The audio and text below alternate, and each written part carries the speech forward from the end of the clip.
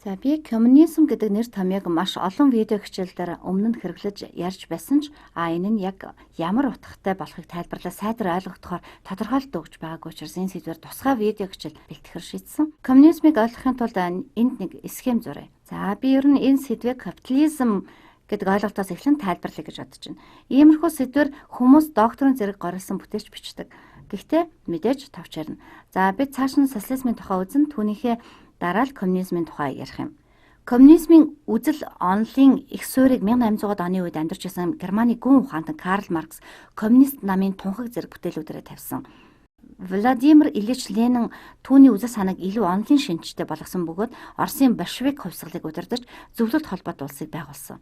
Коммунист үзэл сурталтай улсууд энэхүү онолыг дагаж мөрддөг. За бид энэ талаар дараа тодорхой ярина. Харин одоо бид эдгээр ухтгууны хоорондын ялгаа цаашид хэрхэн үзэх тухай өгүүлье. Карл Маркс өөрөө коммунизм бол капитализмаас социализмаар дамжин хөгжиж хүрэх үе шат гэж үздэг. За тэгэхээр Карл Маркс капитализмыг юу гэж үздэг байсан бэ? Капитализмын үндсэн шинж нь хувийн өмч юм. Одоо ч дэлхийн ертөнцийн байдал ийм л байна. Гэвч Карл Марксийн үзэж байснаар капитализмын хамгийн том асуудал бол хүмүүс хувийн өмчтэй болохоор хөрөнгө хуримтлуулж эхэлдэг. Нөгөө хөрөнгө гэдэг бол газар байж болно, үйлдвэр байж болно, ямар нэг газрын баялаг байж болно гэх мэт. За ингээд хүмүүс хөрөнгө хуримтлуулаад эхэллээ. За хэн нэгэн хүн энд нэг жаахан хөрөнгөтэй байна гэж бодъё те. За тэр нь үйлдвэр ч юм уу газар байж болох юм. За би хөрөнгө гэд бичсэн. За тэгэхээр ер нь газартай байсан гэж ингээд нэг хүн газартай байж л да тэгээд бусад бүх хүнээс арай илүү том газартай байжээ гэж бодъё. Гэтэл өөр зөндөө олон хүн газаргүй байв. Тэдэнд гэхдээ газар хэрэгтэй шүү дээ тий. Тэгэхээр бүгдээрээ нөгөө том газартай нөхрийнхөө газар дээр ажиллахаас аргагүй болно. За тэгэхээр Карл Маркс одоо хэлж байна л да. За хардаа энэ бүх ажилчид тэр газрын эзэнтэй адил хөрөнгөгүй. Иймээс газар дээр ажил бүтээгдсэн илүүдл ашгийг одоо газрын эзэн авч хүртэж чадна. Харин энэ ажилчид цалингаас нэмүүлж чадахгүй. Учир нь тэдний оронд тэдэнтэй адилхан ч юм уу бага цалингаар хөрөнгөний газар дээр ажиллахаар өрсөлдөх газаргүй хүмүүс зөндөө байгаа гэж хэлж байгаа юм. Гэхдээ тэр энэ талаар нэг их гүн гүнзгий бодоогүй байж мэтгэл юм. Өрсөлдөөн арай өөр хэлбэрээр явагдаж мэтгэл байсан шүү дээ тий. Магадгүй үнэн хэрэгтээ зөндөө олон хүмүүс боломжийн хөрөнгөтэй болох төгсөл бодит байдал дээр одоо үүсэж болох байсан. Тэгээд тэр хөрөнгөтэй хүмүүс нөгөө хөрөнгөгүй ажиллах хүчнээ өөрийн газар дээр ажилуулахаар хоорондоо өрсөлдөгч байсан юм билүү. Тэгэхээр нөгөө ажилчдын цалин хөлс одоо улмаар явандаа тэд нар ч одоо хөрөнгөжих боломж бүрдэх байсан байж байна. Тэд өөрийн гэсэн жижиг бизнесээ эрхэлж эхлэх боломжтой ч байсан байж болох юм. Тэгэхээр манай хүн энд жаахан дутуу басан санагдаад байгаа. Тэр зүгээр л өөрийнхөө үзлийг хамгаалцгаж болох ус нөхцөлийг л аваад үзчихсэн хэрэг. За би зүгээр л нэг Карл Марксыг хамгаалах гээгүй юм шүү. Учир нь түүний үзэл онол 1800-аад оны сүүлийн үед боловсрогдсон. Тэр үед аж үйлдвэрийн хувьсгал болж байсан гэдэг та сайн бодож байх хэрэгтэй. Америкийн нэгдсэн улсын энэ үеийн одоо Марк Твен ялгуурлалын үе гэж нэрлэж байсан удаатай. Энэ үед аж үйлдвэрлэлд эрхэлж байсан хөрөнгөнүүд ажилчдтайгаа харьцуулахад зүйрлэшгүй их хөрөнгөтэй болж ажилчдыг хэтэрхий эрхэндээ байлгадаг хөшүүрэгтэй байсан.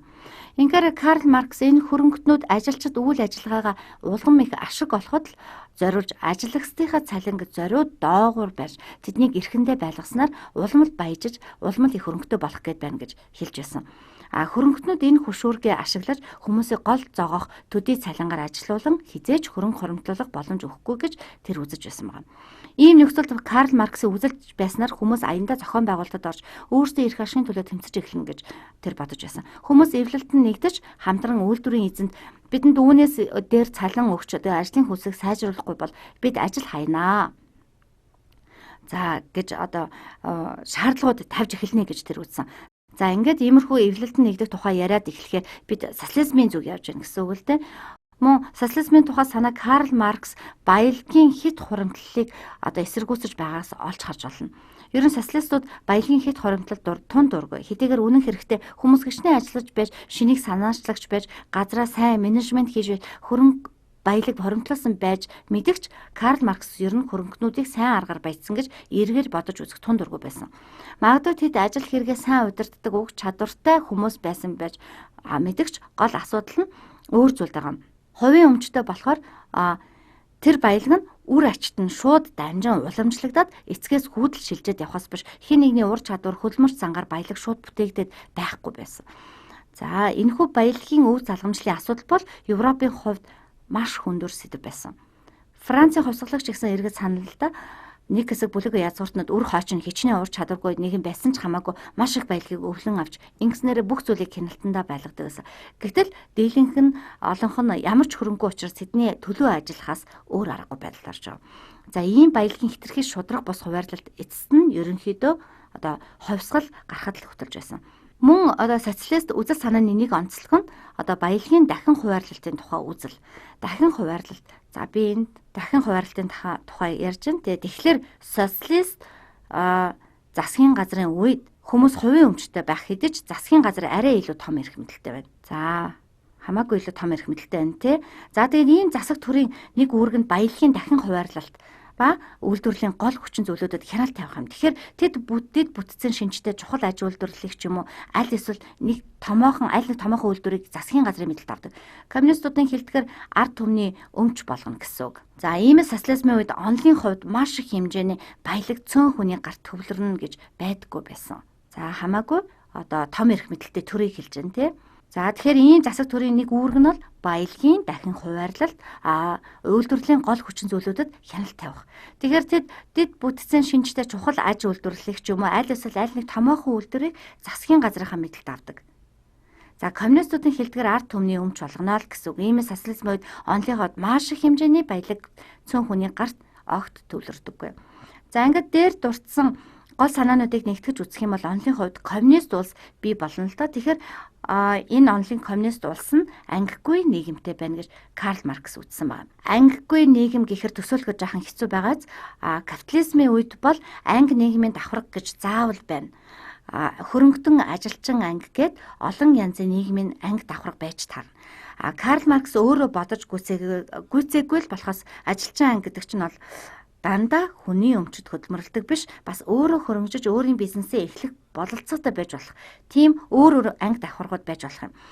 Түүний үзэж байснаар энэ капиталист нийгмийн ангийн тэмцэл нь цаашид ангигүй социалист нийгэмд хүргэнэ гэж бодож байсан.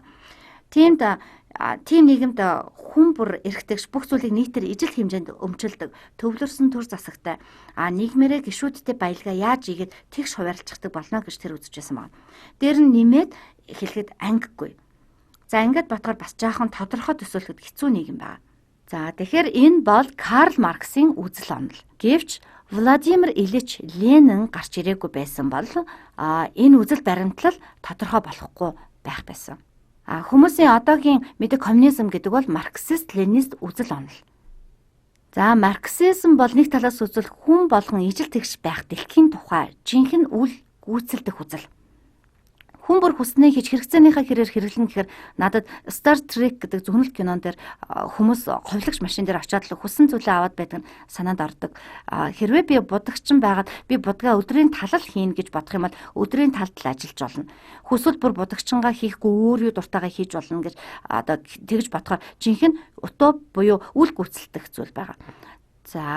За цэвэр марксизм гэдэг бол утоп нийгэм. Хэрвээ утоп гэж яг юу хэлээд байгааг мэдэхгүй бол энэ ямар ч анги давхраггүй хүн бүр ижил тэгш утга учиртай, сонирхолтой, олон янзын амьдралтай төгс нийгэм. Буюу чухамдаа биелэгдэх боломжгүй зүйл гэдээ ойлгочих болно.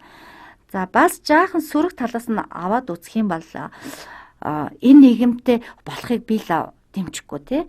За би гутран байхыг хүсэхгүй байна л да. Магадгүй бид хизээ нэгэн цагт утоп нийгэмд амьдарч мэтгэл юм. Харин Ленинист гэдэг нь коммунизмын арай бодит хэлбэр. 1917 оны одоо большевик хувьсгалын дараа Оросын эзэнт гүрэн мөхөж зөвлөлт холбоотой улс байгуулагдсан. Мэдээж төр засгаа үүсгэн байгуулж удирдах хэрэгтэй болоход тэд улсаа коммунист үзэл онол тулгуурлан удирдах болсон. Ленинист философийн үүднээс үзэх юм бол улс орноо удирдан залах намтай байх хэрэгтэй гэсэн үзэл. Энэ нь арчилсан үзэл ба ленинист үзлийн хоорондоо гол тэрсэлдэгч санаа. Улс орноо удирдах намын гол үүрэг нь хувьсгалын үзэл санааг хэрэгжүүлж, ард түмнээ урайлан дагуулж, улс орныхоо үзэл санааны эцэг нь байж капитализмаас социализмаар дамжуулан коммунизмд хүргэх юм. За үүний гол онлын нэршил нь жагсаал цуглааныг манлайлагч гэсэн утгатай авангард одоо нам. Тэгэхээр энэ удирдагч нам маань ихэвчлэн одоо коммунист нам гэж нэрлэгддэг ба ленинист үзлийн дагуу бол энэ нам ард түмнээ оройлон коммунизм гэдэг ирээдүрөө зааж хувьсган хөгжүүлэх үүрэгтэй болж байгаа. ингээд марксист ленинист үзэл гэдэг бол зөвхөн эдийн засгийн асуудлаа хэрхэн шийдвэрлэх тухай бус дээр нь нэмээд ард иргэдийнхээ ашиг сонирхолд үйлчлдэг гэж найдаг ганцаар ноёрхогч намын системийн тухай ойлголт болж хуурсан. За тэгвэл ганцаар ноёрхогч коммунист нам ард олонныхоо эрх ашигт үйлчилж байна гэж бодъё л доо. Мэдээж сөрөг тал нь тэд ард түмний эрх ашигт үйлчилж байна гэдгийг яаж мэдэх вэ? Одоо ийм асуулт тулгарна. Тэгэхээр тэд үнэхээр асуудлыг шийдвэрлэх чадвартай юу? Хэрвээ буруу зураг хийвэл яах болж байна? Авлагчсан бол яах вэ? Одоо ганц л намтай шүү дээ. За тэгэхээр та бүхэн одоо тодорхой болгох үүднээс одоо хэлэхэд дэлхийд дээр хамгийн том коммунист улс бол бүгд найрамдах Хятад ард улс юм. Хэдийгээр одоо коммунист намаар удирдуулдаг хэдий ч эдийн засгийн хувьд аль хэдийн коммунист байха болсон. Тэгэхээр ойлгоход жаахан амаргүй байж бидэн те. За би энд дахиад нэг жижиг схем одоо зураадах юм. За босод технологийн эхэнд нь би арчилсан гэж хүчээ. За арчилсан гэж хүчээ те. Харин одоо за би төгсгөлд нь болохоор харин төгсгөлд нь авторитар буюу тоталитар гэж хүчээ. Авторитар гэж бичжээ. За би дараа нь өөр видео хичээлээр энэ хоёр нэр томьёоны ялгааны талаар ярина. Авторитар, тоталитар хоёр бол ерөнхийдөө адилхан. Тоталитар нь нөгөөхөөсөө арай илүү туйлширсан хэлбэр засгийн эрх мэдлийг цөөхөн хүн атгаж тэр засаг нь зүйлийг одоо бүрэн хяналтандаа одоо байлгахыг хэлж байгаа. Тэгэхээр ердөө ч одоо арчилсан шинжтэй гэсэн үг биш. Харин авторитар гэдэг нь ерөнхийдөө энэ тэнхлэхийн дагуу байна л гэсэн үг. Харин бидний өмнө бичсэнчлэн хэвтэ тэнхлэхийн дагуу капитализм, социализм, коммунизм гэж байна тий. За хэрвээ улсуудыг энэ хавтгад байрлуулах юм бол би Америк нэгдсэн улсыг одоо энэ хавцаа байна гэж тавина тий. Учир нь энэ улс социализмын баг зэрэг элементүүдтэй жишээ нь үйлдвэрчний эвлэлтэй. Тэд ч бүгдийг хянахгүй л дээ. Үйлдвэрчний эвлэлд нэгдээгүй ажилчид ч олон байдаг тий. Бас нөгөө баялагын дахин хуваарлалт энэ улсад бас байгаа. Жишээлбэл өв залгамжлсны татварч гэдэг юм уу. Би энд баялагын дахин хуваарлалт гэж хуваарлалт нь тийм хурц хэлбэртэй байдаггүй л гэсэн юм. Хүмүүс хувийн өмчөө өв залгамжуулж болно. Гэхдээ нийгмийн халамж ядуурлын асуудлыг нь шийдвэрлэж байгаа. Эрүүл мэндэд атгалж байна. За тэгэхээр эдгээр нь социализмын шинж тэмдэг. Гэхдээ нөгөө талаас бол энд хувийн өмчлөл өндөр хөгжсөн зах зээлтэй маш хүчрэг капитализмын түүх оршин тогтож байгаа.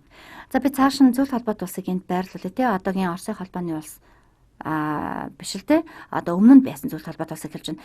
За тэгээд би зөвлөлт холбоот улсыг яг энд байрлуулъя. Харин одоогийн Оросын холбооны улсыг энэ хавьд байрлуул. За энд байрлуулж тий. Учир нь тэд хүмүүсээ ядуурлаас төдийлөн хамгаалж чадаагүй улмаас хүмүүсийнх нь баян хосны ялгаа нь Америкийн нэгдсэн улсаас эрсдэс хэмжээнд хүрч эдийн засаг нь жаахан тодорхойгүй байгаа. За тиймээс одоогийн Оросын холбооны улс одоо энд байна тий. За харин хамгийн сонирхолтой жишээ нь те бүгд хамтхан Хятад ард улс байж мэдэх юм тий. Учир нь өнгөн талаас харахад коммунист улс гэдэж зарим талаар Америкийн нэгдсэн улсаас ч гүн гүнзгий капиталист шинжтэй. Учир нь тэнд баялагын дахин хуваарлалтын хүчтэй тогтолцоо байхгүй. Мөн хүмүүсийн ядуурлын төвшин нь бас асуудалтай. За тэгэхээр би Хятадын зарим асуудлыг арай зүүн талаас нь эндээс эхлээд одоо зураад тий. За учир нь Америкийн нэгдсэн улсаас арай бага ардчилтай, бүр одоогийн Оросын холбооны улсаас ч бага гэж мэддэг юм. Гэхдээ зарим хүмүүс Оросыг за би нэг тал руу хэтэрхий хазааж ярих гэдэг шиг байна те. Одоогийн Хятадыг ингэж зороход болох байх. Учир нь заримдаа Америкийн нэгдсэн улсаас ч илүү капиталист шинжтэй байдаг.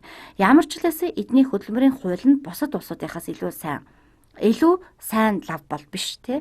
Гэвч нөгөө талаас нь харахад улсын өмч маш ихтэй. Төрийн төвлөрсөн удирдлагатай. Ингэхээр одоо ингээд харах юм бол бүр ийшээгээ яваад зурхаар Хятад одоо ийм болж байгаа юм гэсэн үг тийм. Тэгэхээр одоо хэдийгээр коммунист улс гэгддэг капиталистаараа гайхуулдаг тийм марксист шинжинд багсан коммунизм юм уу да тийм. За ингээд жаахан төвхтэй сэдвийн талаар багш гэсэн ойлголт авсан баг.